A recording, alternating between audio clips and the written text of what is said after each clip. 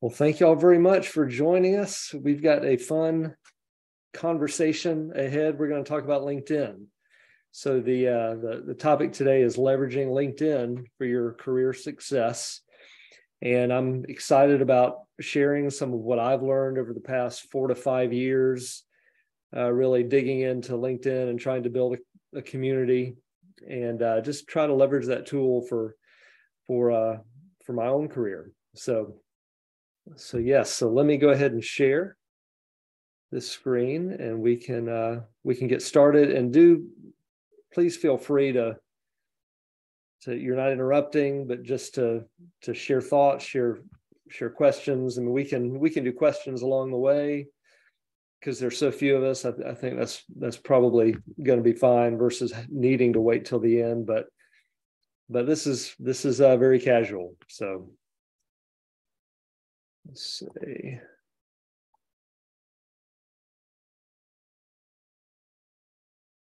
Okay. All right. So can everybody see the slides well? Very good. Okay. So this is a crash course. So we're going to start with, why.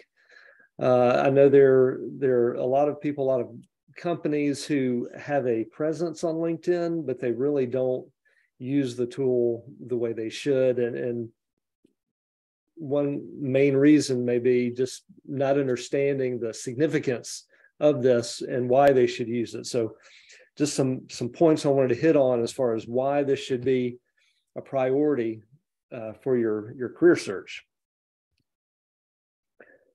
So LinkedIn keeps growing. Not too long ago, there were around 700 million members or so, but they're over 875, and that just keeps climbing. 58 million registered companies. So this is a tool that companies are using. So this is, I've heard it said, kind of your Facebook for business, but it's a huge platform for business, for the professional. So critical to use. So half of adults who have an advanced degree, bachelor's degree in this country are users. And it's interesting. So the stat, 10% of people who have not even completed high school are not on the site.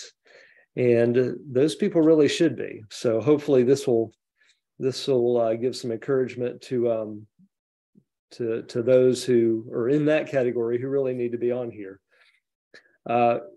Key metric here, 77% of recruiters regularly use LinkedIn. So if you're in the job market, if you're looking to advance, to grow your career, you got to use this tool.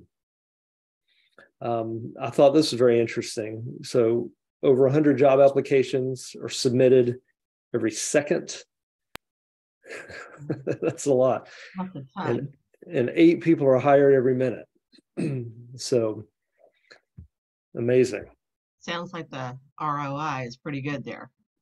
Absolutely.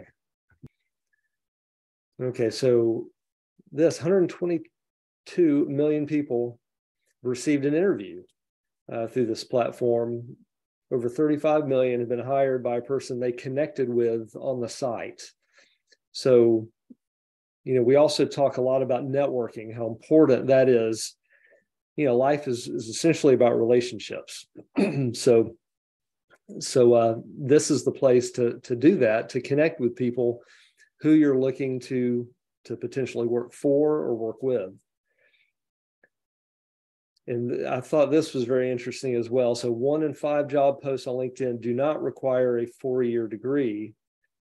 And these job posts have grown over the last year over year by 33%. And I think this is going to keep growing. And of course, our team at ACDS, we talk a lot about that, how so many opportunities in IT and technology, you don't have to have a 4-year degree. There are other educational opportunities for you. And we're constantly spreading that message.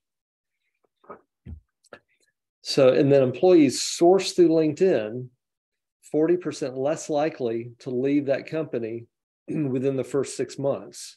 So they're finding that a lot of the candidates that employers find through LinkedIn are a little more steady, be it, or they stick around a little bit longer than some others. So, now, what do you think that's attributed to? That's a great question.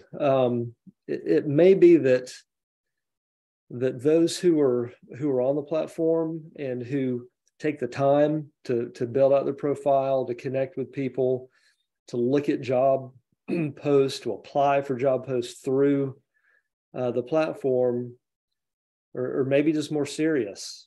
I don't know. I mean, you have a number of platforms out there where you can, set up a quick profile, apply for 20 jobs, and then just let it sit.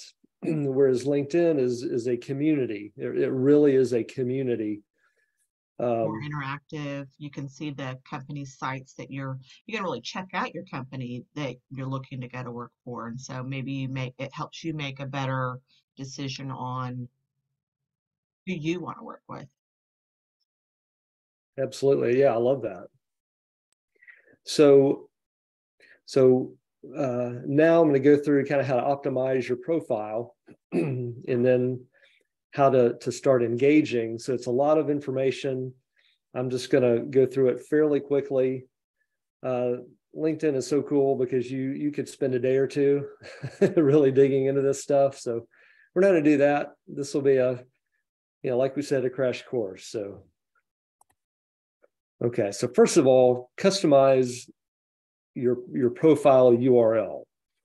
So, when you set up an account, set up a profile, LinkedIn assigns you, usually sticks in your name and then a bunch of numbers or something after that, but you don't need to keep that. And I highly recommend that you don't. So you can go in to your settings and you can edit that.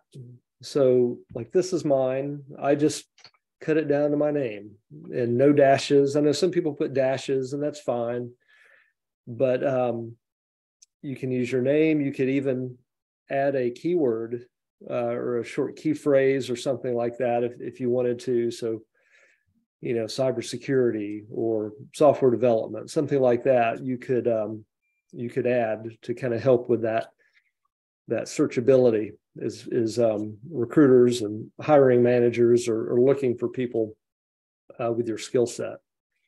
From a recruiter's perspective, I'm always thinking about seeing LinkedIn URLs on resumes.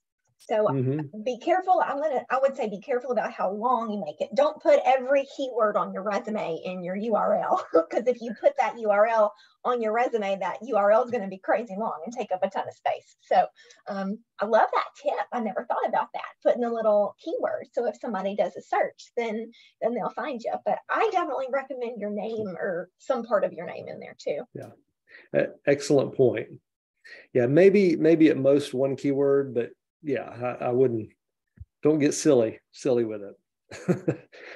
And so, just to kind of let you know, with this, I'm going to just kind of go from top to bottom. Like when you go to set up your LinkedIn profile, you can just go from top to bottom to fill out all those different sections, and that's essentially what I'm going to do here. So, okay, so a professional headshot. That's pretty important. Would y'all agree that's important? So these are just a couple of examples. And, these a professional headshot does not mean that you're dressed in a suit or some formal attire and have a professional photographer shooting that picture. You just want to have a picture that reflects well upon you, because this is one of the first things that people are going to see when they go to your profile or even search and your name comes up. So typically you would dress how you would dress for work. So doesn't have to be anything crazy. Just avoid the photos where, you crop yourself out. You can see somebody's arm kind of in the background, behind you, or the lighting's terrible. And of course, you never want to, stretch or squish your picture, things like that. So it's kind of common sense, but it is very important to have a professional headshot. So the next part of this is that background photo. So your profile photo, your background photo are the main visual elements of your profile. And those are both the first thing that people will see when they search you, find you, go to your profile. So you want those to communicate well and to reflect well. So these are a few examples. The neat thing about this and a lot of these other sections of LinkedIn is that there are hundreds of ways to do this right. It's not like if you don't do it this way, you're wrong. So a lot of ways to do it right. So in the background photo, you can, one, have an image that has copy in it, has text in it that talks about your skills, maybe your experience, your goals, basically what you were after in your career. Some posts have a background with their current employer, with their current company to show, this is who I'm working with. And like this one in the bottom right corner, Ed Park, he basically used this visual of his career path. So he showed out the different companies that he's worked for. And the one next to him on the bottom, she showed a picture of her speaking at a professional conference. So that are great ways to use that background photo.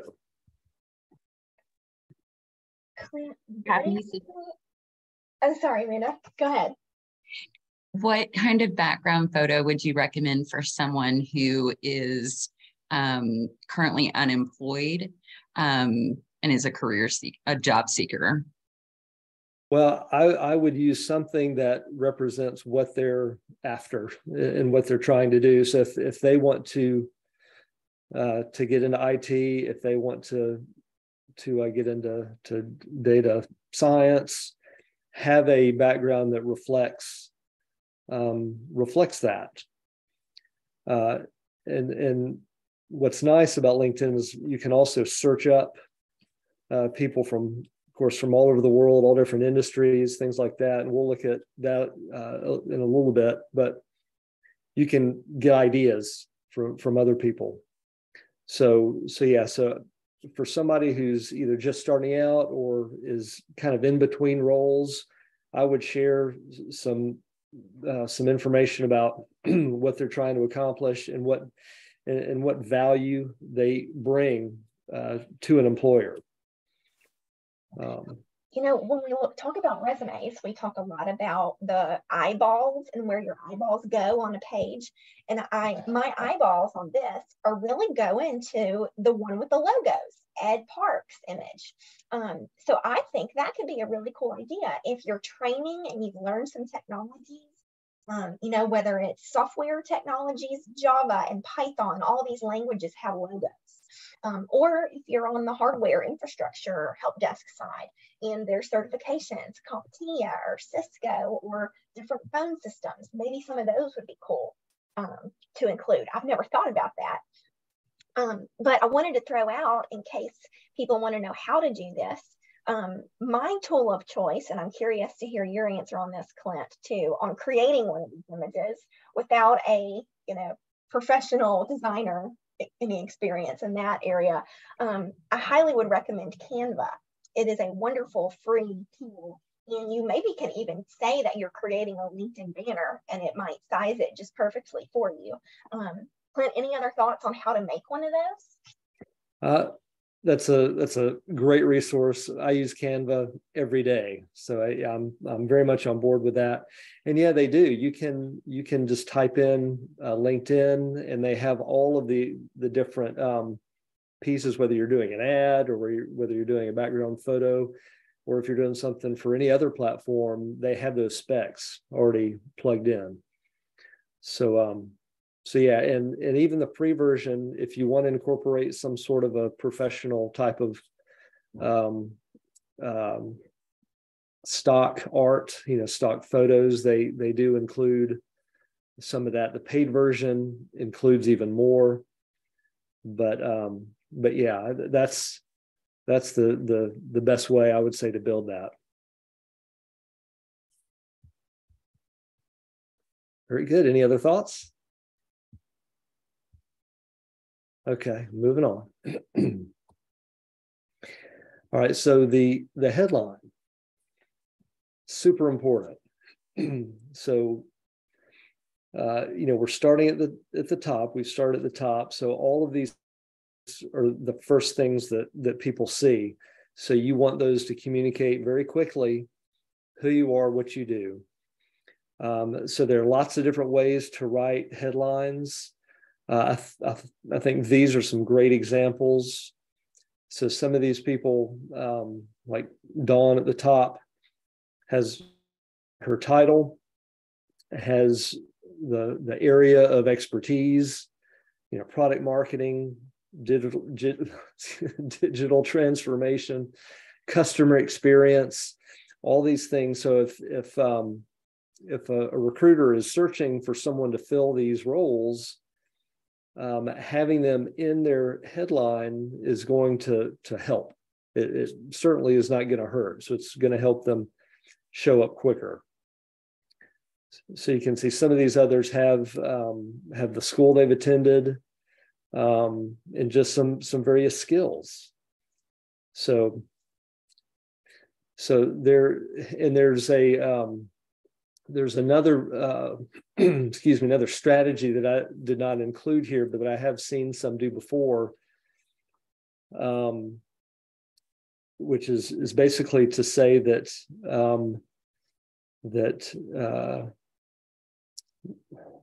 well, I'm trying to remember this correctly, but essentially saying, what you do, kind of what problem you solve, essentially, who you solve it for, and then what mechanism you use or how you solve it.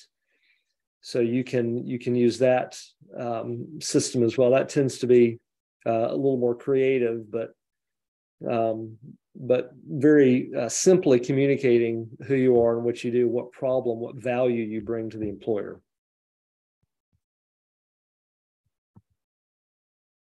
I feel like the headline is so important. I remember reading that whenever someone searches, they only see so much information, right? If somebody does a search, they're only going to see, I think, your profile picture, maybe the banner, and then the headline. So without seeing your whole profile, you want that to grab them enough to make them want to click on it. Absolutely. So the next below that is the about section. So it used to be called, I believe, your summary, but it's essentially just about you. And this is a huge piece of real estate that you want to take advantage of, because again, it provides a search value as people are searching to put in your keywords, but also just to introduce yourself and to tell your story. And so these were some great tips that we can implement for that. Tell your story. It should read a little bit more like a narrative, a story, versus something dry. A lot of times, at least in the past, resumes are kind of known for very dry intros and what we do. But so tell your story. And of course, if you're telling a story, it's going to be conversational. So use your natural voice. Hook your reader right away, and this can be done in a variety of ways. But you can kind of have that creative sort of intro, and maybe that's what kind of a job you're looking for, who you've worked for, those types of things, where you're headed. So you can get creative with that. And this one, I think, is pretty important. Write in the first person. everybody knows that you're writing your own about, in your profile. So I don't need to be saying, Clint has done such and such and Clint has worked. It's just, don't do that. Just write in the first person. And then focus on your strengths, your accomplishments, what value you add, what you can bring to an employer, how you can help them solve their problems. And it's okay to show some personality. So I had not done this before with my abouts, but had kind of read up on this. So I decided to tweak it a little bit. And so in my about, toward the end, I added some more personal issues that, play the drums, that I'm a big Marvel fan, the MCU, love all those movies. So it's interesting to where if you share some of that, could be a recruiter, could be a hiring manager, could be a peer, somebody else might catch that, and immediately there could be a mutual source of interest there. That I love Marvel too. This must be a great person. I'm going to connect with them. So things like that can happen. Absolutely. Numbers and data, very important. If you, just like in your resume, if you can quantify the benefits that you've provided to an employer, or could be your own side project, personal project, whatever. Whenever you can add something to where you've helped somebody grow, you've added X dollars of sales, you have created an app or something in 10% less time, things like that are very valuable. Hey, Clint, can I ask a quick question? Sure. When you were creating your About You section, how did you decide what was important to add or not? Like, there's a lot always about yourself or ourselves.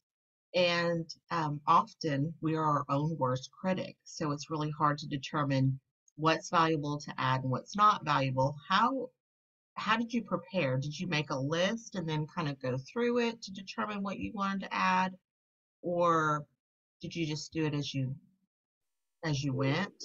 I know I'm thinking probably like most people, it's not as big as, we think about it being bigger than it actually is, probably. Right. What's your best advice? Well, yeah, I like to come up just with a few bullet points. So, I mean, you're going to start, of course, with your mission, kind of what you're about. If you want to work in software development, cybersecurity, any other area, marketing, for me, I would highlight that mission. This is what gets me up in the morning. This is what I'm passionate about. And then you can kind of start to add some meat to that. So this is who I've worked for, or this is the industry that I want to work in. So I think it's key to focus on, what you want to do and the value that you bring. I mean, we'll talk about that over and over. So what do you want employers to know about you? What are the key things? And then, I think it's good to throw in, maybe a couple, 2, 3, just kind of small personality things about you. I mean, you've got, I believe the characters, I believe you've got about 2,600 characters in that space. So there is a limit, which is good because nobody wants to read your autobiography. So just keep it focused on the most relevant and add a little bit of personal stuff to make it known that you're not a robot, Clint, I know there's a delicate balance between adding that personality there, but also adding your skills. So what ratio would you recommend? You know, and there's not a, I mean, there are many right answers to this. I don't know. I would be pretty heavy on the skills, on the you know, the career stuff, maybe 75-25, leaning toward professional, or 80-20. You know, it's up to you, but I mean, essentially you have to think about, why are you using LinkedIn? You know, what do you want to do with this? Do you want people just to know that you love jogging every morning, or that you've traveled the world? You know, that doesn't help. That didn't help your mission of building your career. So focus on that, and then add some of the extra to kind of show the flavor of who you are. Is that fair? I love the way you just phrased that, the flavor of who you are, because I feel like that's the whole trick of LinkedIn, right? Is trying to balance, like, it is a professional platform, but you also want to show your true self. So I love the way you phrased that. And I love that, you know, 25-75 ratio, 80-20. So thank you for that. Yeah. I've got a question. Okay. I know on some social sites and on a post on LinkedIn, you can add a hashtag, if that's still what we call it, a tag for people to search, or you can click on and take it to all the references of that. Is that something that's allowed that would hyperlink in my about section, and should I use it there? That's a great question. You know, I would think so. I'm not 100% sure on that, but I would think so. And you can also, within your profile, set up hashtags that you want to follow. So yeah, there are spaces for that, but yeah, I think that would be a good idea. Okay, cool. Let's see. So these last three. So this one, I think a lot of people miss. Very important. Include a call to action. So you can share all this stuff about you and just leave it there, and not really give somebody somewhere to go other than to message you or something like that. But I mean, why not in that about say, you know, hey, you know, if you'd like to learn more about me, or, you know, let's work together, something like that. Put in your email, your phone number, you know, whatever you're comfortable putting in there, and have that call to action, so that somebody who is interested in your about your story can just call you, can reach out to you right there, and not have to take another step. So make use of white space, and that's, you know, pretty common sense. You just kind of break up. You know, if you look at a lot of LinkedIn posts, a lot of people basically will kind of enter down like 2 spaces after every sentence. So you've got a lot of white space. And I do that not all the time, but pretty frequently. I may not do any more than 2 sentences, like in a section. But the more white space, it's just easier to read versus a huge, thick, tight block of text. And so kind of back to your thought, Kristen, use the right keywords. So put in those keywords, those skills, industries, job titles, whatever that you're interested in this about space. Okay, so there is a featured section. Not many people really leverage that.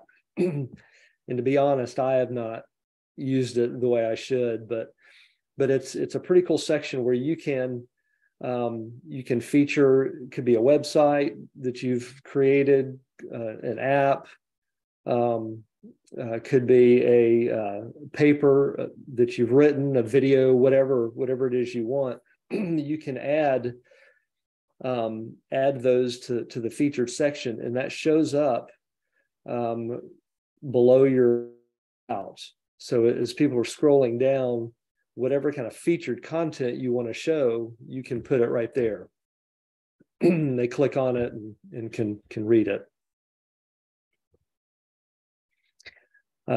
So each job title, fill those out.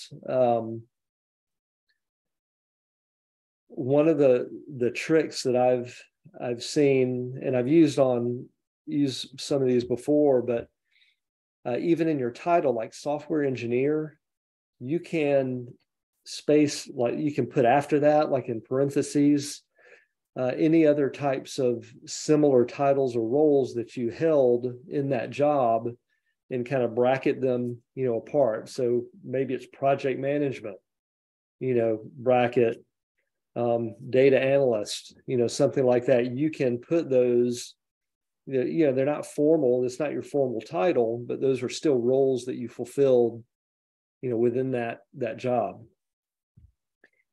And kind of like with your resume, share what you did, just a little bit about what you did. And some people write paragraphs and paragraphs. You don't need to do that. Just a couple sentences. And again, if you can put any kind of quantifier, any kind of numbers in there, that's a great place to do that. Because essentially what you're doing is you're just filling out this profile that you have. You're just making it meatier. You're providing more information, and that's only going to help you as you one, you reach out to connect with people, but also as people are searching for people with your skills. As a recruiter, I want to encourage, I got two thoughts on this.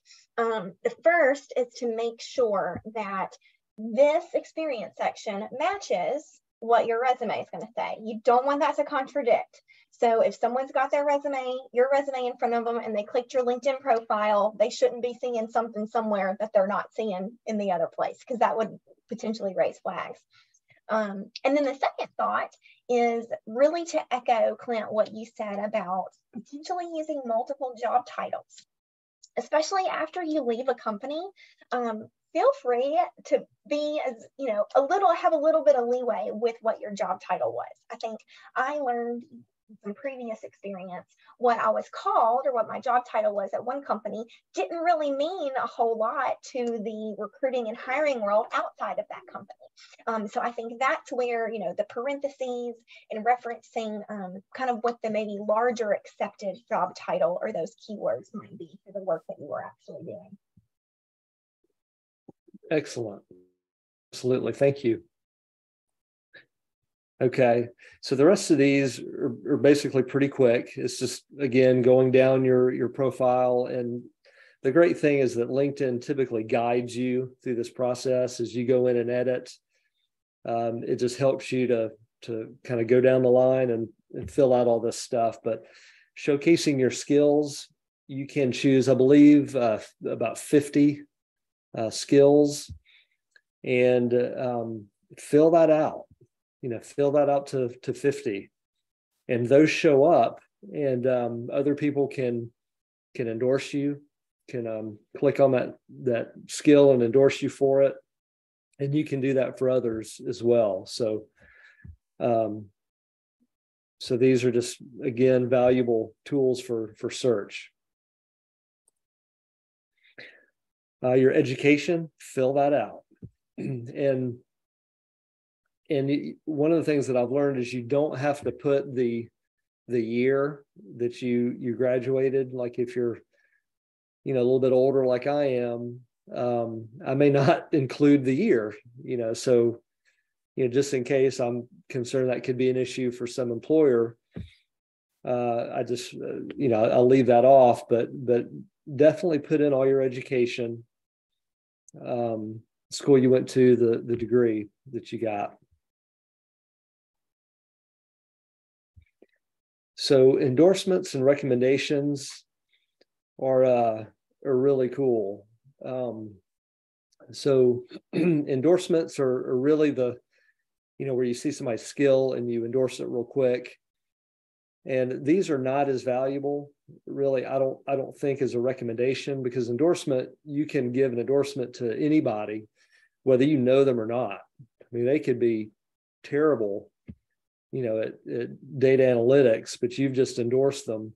So even if you didn't know that, whatever, but they're still, hopefully you just do that with people that but the recommendations are so good because, and this is an example of somebody that I found, a number of people had given this person their recommendation, and it doesn't have to be long. It's just 2, 3, 4 sentences. You can talk about, your work experience with them and how great they are. You're basically just recommending them as professionals, and it's a two-way street. You give them, you receive them, and it's just kind of like an Amazon review, I guess, if you will. And we know how valuable those things are when we're shopping. So I'd take advantage of the recommendations. And just more content to share, any licenses you've earned, certifications, and volunteer work. Volunteer work is great because it shows that you are pretty well-rounded, that you're involved in the community, that you care about certain causes or whatever. All these things is kind of, again, that the flavor of you just kind of shows who you are as a person. And could be another opportunity to sort of bond with the person who's searching. I mean, you may have a common interest in rescuing animals, pets, or helping children's causes, something like that. Could be another opportunity to bond. I love. We all want to talk at the same time. Go ahead. I love that you touched on that volunteering piece. I feel like that's something that really, at least in my experience, hasn't been focused on or highlighted, but truly now in recruiting, we're seeing the trend of employers wanting a well-rounded candidate. So even if maybe you don't have all of the skills, the hard skills that they're looking for in a position, adding things such as volunteering, adds to that, soft skill side. So thank you for highlighting that, because that is something I haven't really thought about in a while. I have a question about some certifications and additional training. So a lot of our ACDS candidates and career changers that we're working with are doing online courses through our Reskill Arkansas program, which maybe is an Ed2Go class through the U of A. Maybe it's their Google Coursera certificate, IT professional certificates, or maybe they have a CompTIA exam that they've completed. So I definitely think that the CompTIA exams, when you've earned those make sense to go under certifications. But Clint, what do you think about some online training? Does that fall under education, or would that fall more under this section, maybe for those without the degree, but a lot of good relevant online training? I have not tested this recently, but I know before, when I've gone under education, it's basically a kind of a drop down sort of thing where I wasn't able just to type in, and that could have changed, but I wasn't able just to kind of type in whatever I wanted. Like I had to choose the school, and then the relevant degree. So if those trainings are not part of that, then you may not be able to list it under education. But I mean, a lot of those names, I think, do fall under like certifications. And even if they don't, I would recommend putting that information in your about. You say, I'm currently, taking online courses in such and such and such and such, and that helps to kind of satisfy some of that. Clint, what do you think about also if it's a combined, for instance, if somebody is learning web development and they go volunteer at Paws and Claws, and part of their duties while volunteering is to update their, their website, that kind of adds to both areas here. Just a thought. So a lot of our candidates, may not have a degree. And so they may feel a little concerned about, well, if I don't have a degree on my LinkedIn profile, should I have a LinkedIn profile? And I want you to encourage you, yes, you should add your skills in other areas like the about section or the license or certificate. And when you're volunteering, think about the skills that you bring to the table and how can you volunteer with a nonprofit and help them build their website or help them do some analytical studies, and data studies for helping their cause. So think about it in that opportunity for increasing your talent on your LinkedIn profile. Just my thought. Yeah, that's an excellent point. And one of the things that you can do is you can create a job. I mean, it's not you can create a job post like in your profile as a volunteer.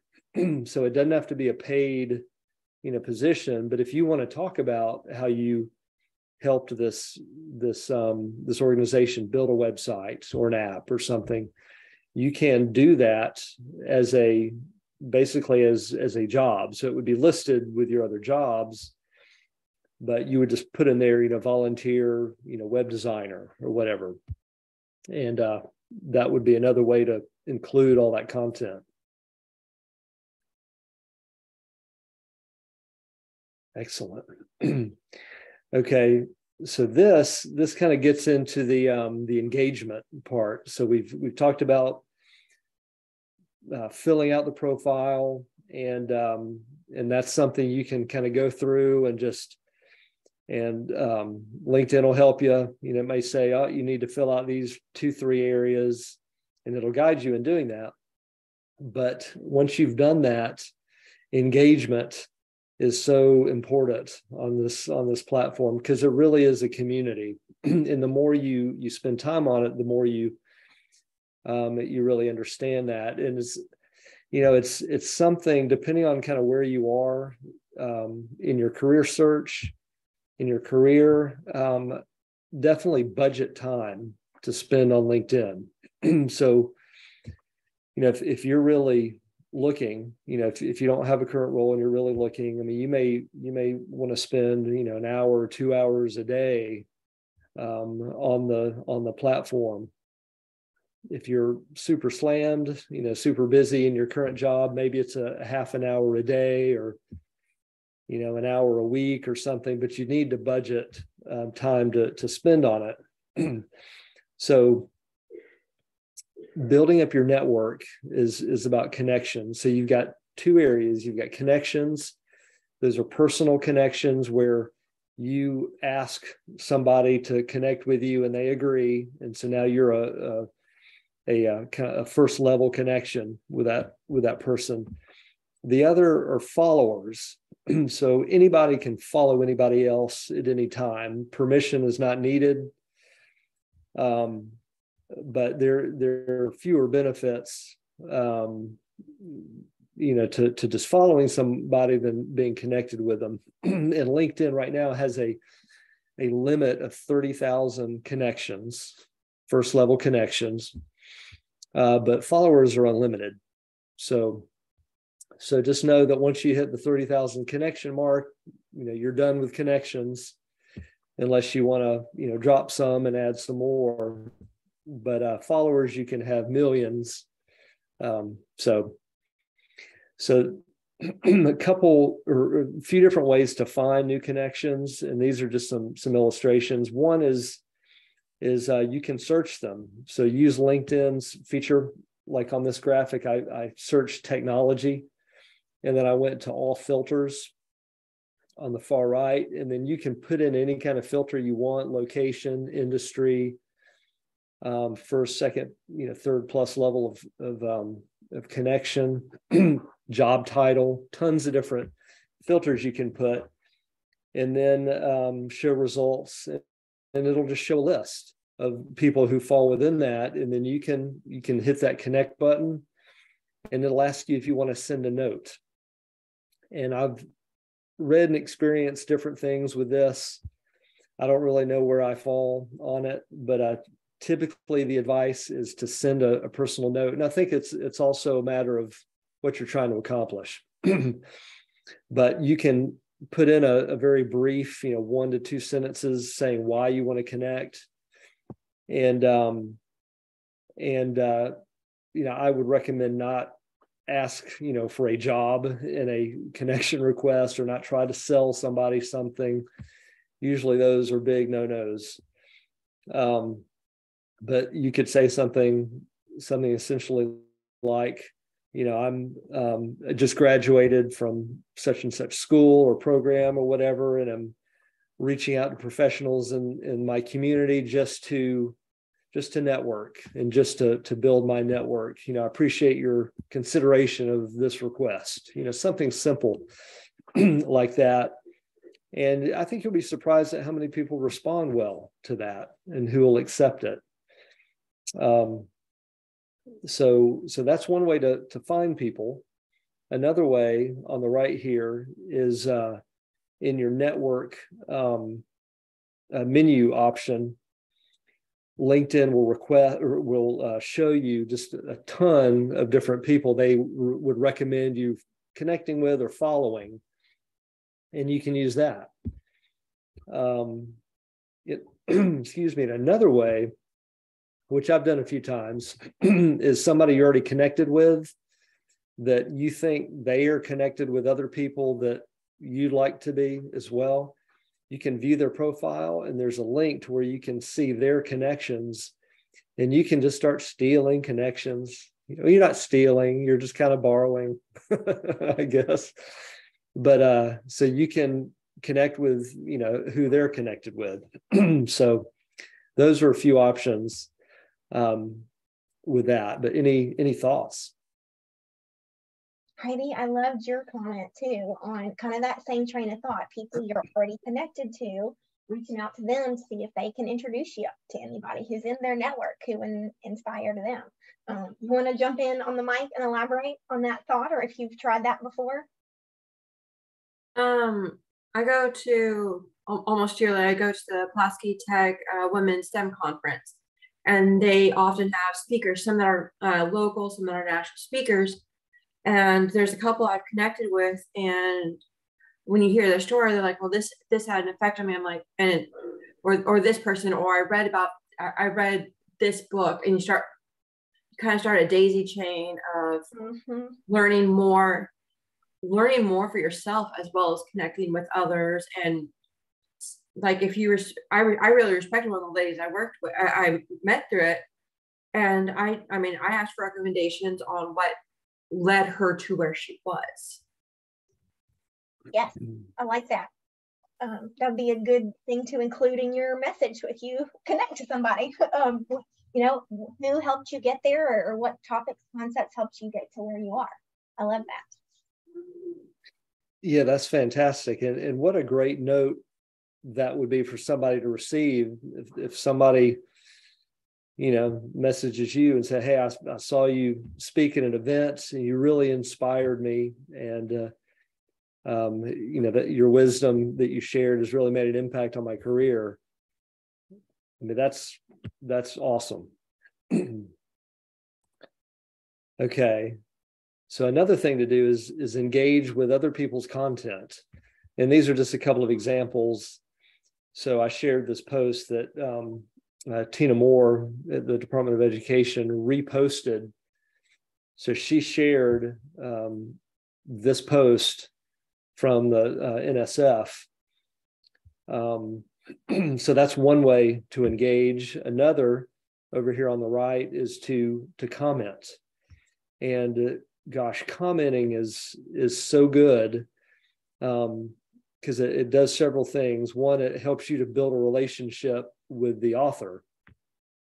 So if there's a company head or an author or somebody that you want to establish some kind of a business relationship with, look at what they're posting, and then leave a thoughtful comment. Don't do just like a, agreed or great post or, short little things like that. Leave a couple sentences, something that's thoughtful based on what they shared. And most of the time they will reply, or they will, like your comment or whatever. And that's just one way of starting to build that build that relationship with them. So you can repost somebody's content, you can like it, you can comment on it. So all these are very valuable. And then creating your own content. So this is just one post that I did, that I screenshot. Use this as a tool to share your own experiences, your own expertise. It may be something you've learned by watching somebody else. It could be a project that you worked on. It could be a failure that you learn from, or success that you learn from. So lots of different content opportunities to share. And as you do this, as you engage with other people, you're just kind of building essentially your voice on this platform. And you will see that people will start to reach out to you to connect, and you'll start to build followers. And it only helps. It's funny, when I started, was very involved, was posting very frequently, and I started to get requests for podcast interviews and things like that, because you start to build kind of your own thought leadership. And so it's free. It basically just takes your time, but it's super valuable to do that. So any questions about this? I'm going to go to the question slide. so we can just take it from here. What would y'all like to? I was going to expound on that connections, the interaction with other people, is make sure you leave a positive impression. Yes. Because if you start a fight or anything, that's going to last. But if you came across as encouraging, the next time they think of you, they're going to remember that encouragement. Excellent advice. Yeah, and one big no-no is never get on any platform. I mean, to be negative or to criticize or to harass. I mean, unfortunately, there is a lot of that on LinkedIn. There's a lot of it on every platform, but never be that person. So yeah, it's always be encouraging and be somebody that somebody wants to work with. Easy little rule of thumb.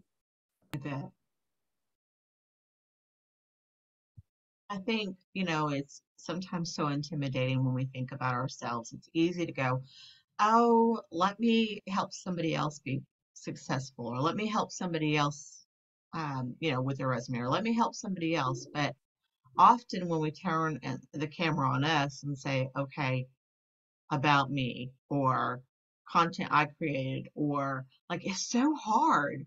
What is your best rule of thumb to help you get over that hurdle of, sharing that information? Because it's hard sometimes. I often share one piece when people are building a resume. Take some time, write those things down. But what other tools could they use to do that in this space?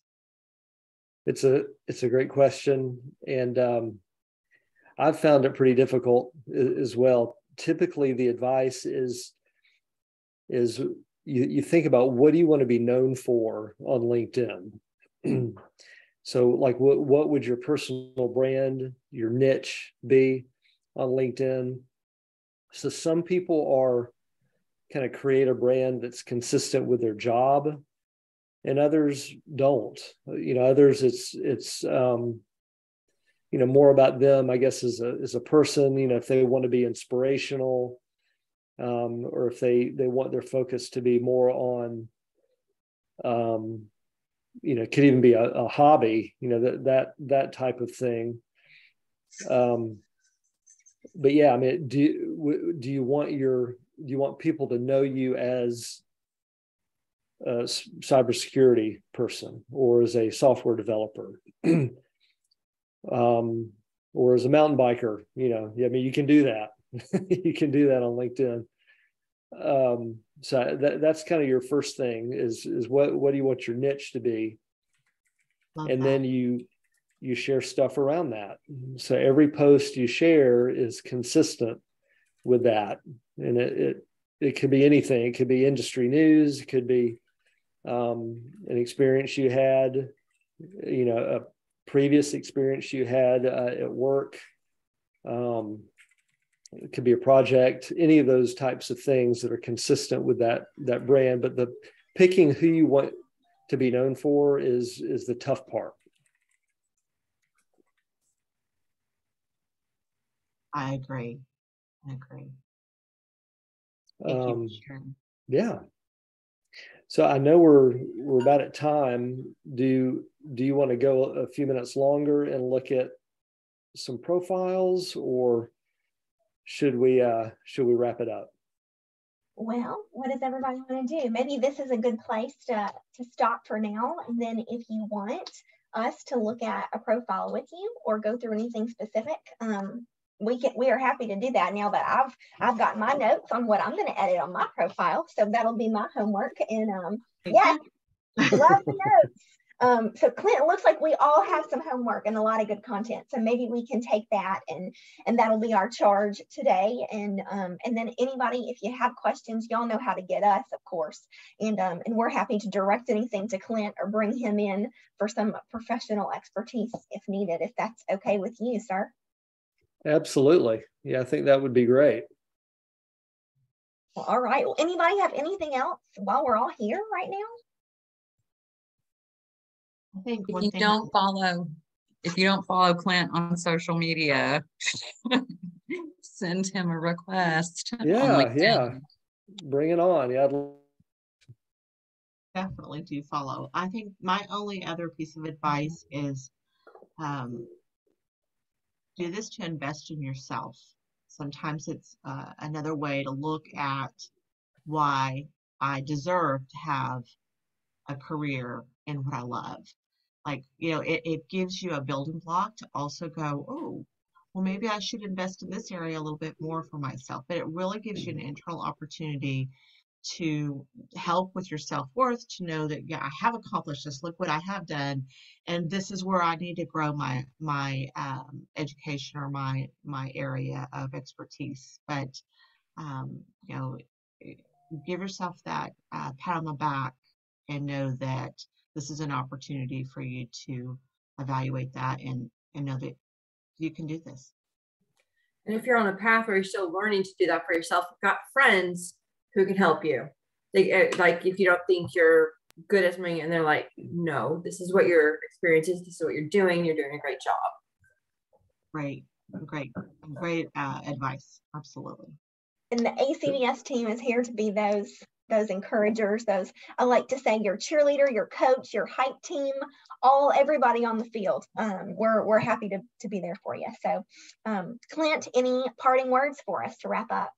Well, one thing I did think about that we didn't really dig into, but it's kind of a whole nother area is just how you can use this as a tool to research not only jobs, but companies, see who's working where, and you can reach out to those people. So it's a community, but it's a database, and it's just an amazing tool to leverage for your career. So highly recommend spending the time building it out. and let us know what you learn. I think every time I hear from Clint or go on the site, I think of something new. There's posts all the time about different ways people are leveraging it. So this was fun. Speaking of community, appreciated the community that we had today, everybody. Thanks for being active and sharing. And of course, we hope to continue it. So keep in touch with us. Thanks again. Big thank you to Clint for your expertise, your time today. And thanks again for joining, guys. Hope everybody has a good afternoon. Yeah, thank y'all. Have a great day.